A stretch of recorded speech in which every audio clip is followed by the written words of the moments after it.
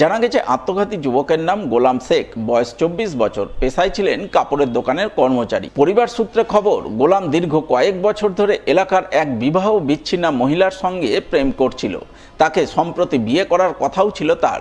এর মধ্যে রবিবার গভীর রাতে ওই প্রেমিকার সঙ্গেই ভিডিও কলে কথা বলে গোলাম নিজের বাড়িতে ঘরের মধ্যে আত্মহত্যা করে বলে খবর। যদিও আত্মহত্যার সঠিক কারণ সম্পর্কে পরিবারবর্গ কিছুই জানাতে পারেননি।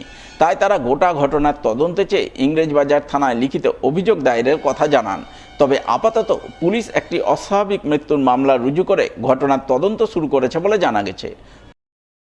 মানে রাত্রেবেলা আসলো কাজ থেকে, কাপড়ের দোকানে কাজ করে, ছেলে চলে গেল ঘরে, আমি না আমার ঘরটাতে ঘুমিয়ে গেলাম। এসে যাওয়ার পর কিছুক্ষণ পর এসে আমি ঘুমিয়ে আছি, আমাকে শুধু একটাই কথা বললো, মা আমার তোমার মোবাইলটা দাও।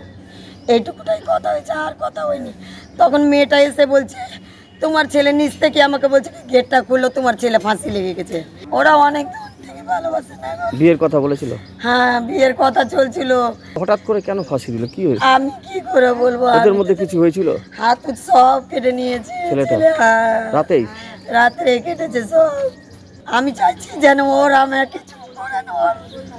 থানায় জানাবে? যাবো থানায়।